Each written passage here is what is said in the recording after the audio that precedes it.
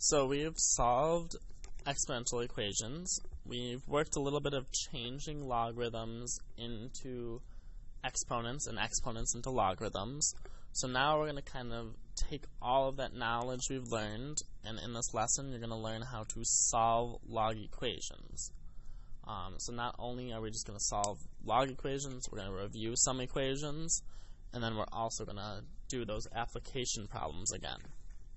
So, first thing to know is that we can solve either by making the bases the same, or changing from log to exponent, or from exponent to log. So, we can go either way, or we can make bases the same. You have to look at each problem at an individual case. So let's go with number 1 for example. X is already alone. So let's figure out if there's an x over here. No, it's all numbers. So we can just go ahead and start solving this. Remember, a negative exponent means flip. So we have to flip the fraction. So x equals, if we flip it, we get 5 over 4, and then it becomes positive, so cubed. Well, now that's really x equals 5 cubed over 4 cubed. So x equals, that's 125 over 64. Now I'm going to show you also how you could do that in your calculator. Since it was already there, you can take 4/5, so 4 divided by 5, and you can raise it to the negative third power. And then it's going to give you a decimal though. While math, fraction, enter, and then you can go ahead and get what the fraction will be. So example 2, we can do the same thing. Negative exponent, again, that's telling me to flip what's inside. So x equals, well, this is really 32 over 1. So 1 over 32 to the positive 1/5 power. Now a fraction exponent, so fraction means root. So like 1/2 meant square root. So this is the 5th root. So really, x now equals the 5th root of 1 over the 5th root of 32. Now this is where you kind of got to be really good about thinking how many times a number gets to 32. Or how many times a number times itself gets to 1. Well, the 1 is a given, it's just 1. 32 is actually 2. But in case you didn't know that, you can check it in your calculator again.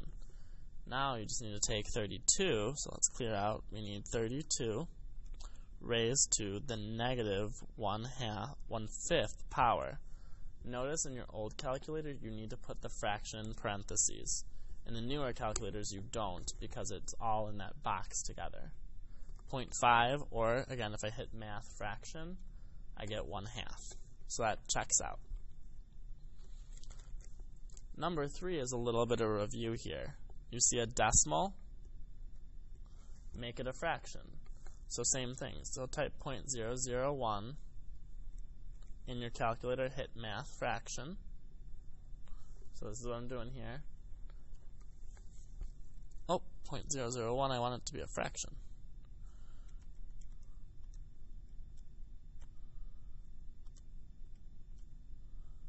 It doesn't seem to want to.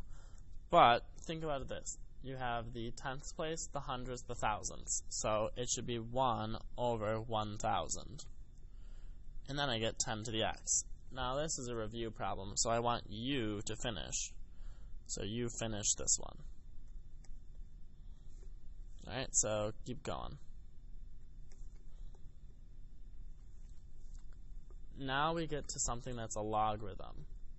Well, I can't make the bases the same on this side, so I need to figure out how I could solve this. Well, remember when we evaluated those logarithms, we changed to exponential form? Well, what's the base of a log if it's not written? Hopefully you're saying, well, Mr. Milliken, it's 10. Now, this is where we need to change. So remember, a base to the answer, there we go, is the exponent. So we got 10 to the negative third power equals x. So that's using that log base b of a equals x, and changing it around. So the base to the exponent equals the answer.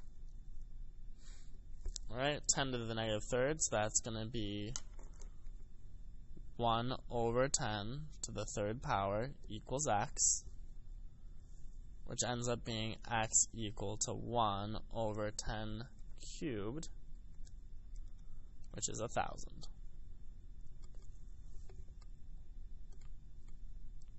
Alright, so another one. Again, it starts at the log. If x is in the base, there's no way I can solve from that starting. So change it. X to the fifth equals 243. So x to the fifth power equals 243. Now you need to kind of figure out, how do I get rid of that fifth power? Well, I need to fifth root both sides. So take the fifth root. Or, I'm going to do this twice here, you can do the 1/5 power. So 243. Sorry for the interruption there. So x to the fifth times 1/5, same thing. Both of these are identical. So you may not know what the fifth root of 243 is. So x equals, well, let's put it in our calculator.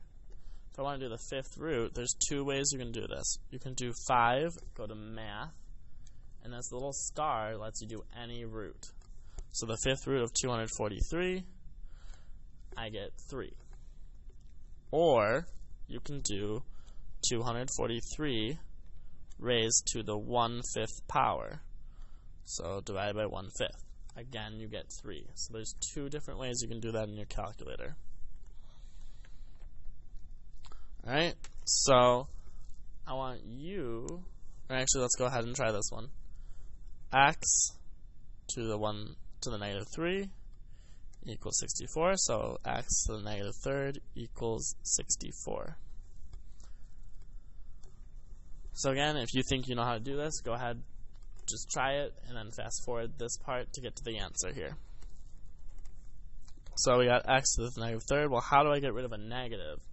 Multiplying by a negative. So like we did with the 1/5, I'm going to do negative 1/3. So negative 1/3 on both sides. So anytime you want to get rid of a power, do a reciprocal. But since it's negative, I need to get rid of the negative. So I got x equals 64 to the negative 1/3. A negative means flip it. So x equals 1 over 64 to the 1/3 power. And again, you can put that in your calculator, or do the third root of 1 over the third root of 64. So x ends up equaling, well, that's 1 and that's 4. So 1 over 4. So I got an answer there. Now this next one here is interesting. I have log 5 of x and log 5 of 2x. Two logs with the same base equal to each other is just like two exponents with the same base. So same base, get rid of logs. If and only if it's just two logs equal to each other.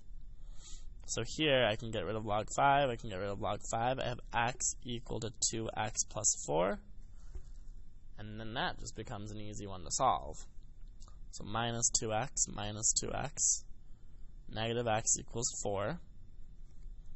And you divide by negative 1, divide by negative 1, x equals negative 4. Now here is an interesting case that you need to do. When we're working with logarithms, you need to check. So check for extraneous.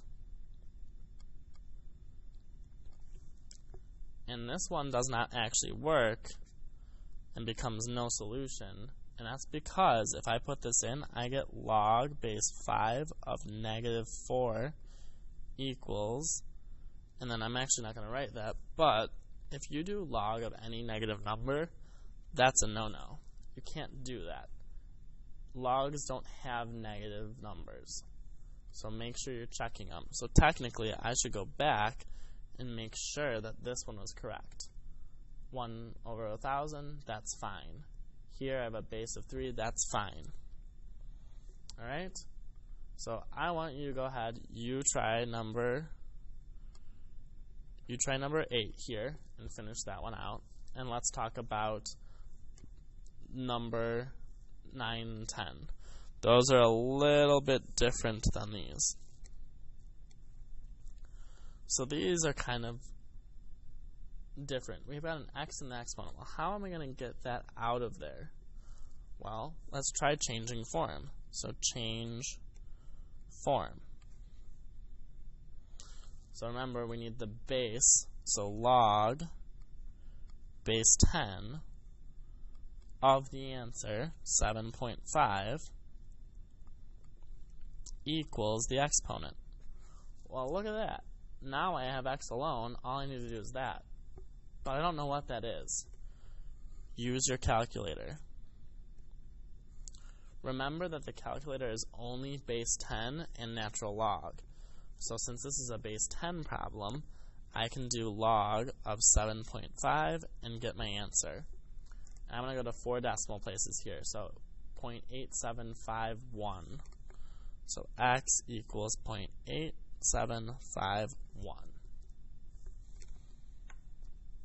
In our last example here, whenever you see e, think the natural log.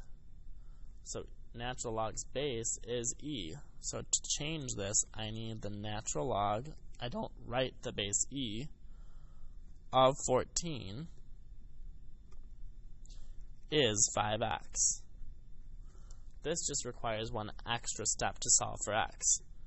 Divide by 5, divide by 5, you get x equals the natural log of 14 all over 5. So let's put that in my calculator and get the simplified version here. So I need natural log, so I need to go down under log and hit natural log of 14. Make sure you close out your parentheses. Divided by 5. I get 0.5278. So 0.5278. Alright, so now this is to be continued in the next video to talk about applications.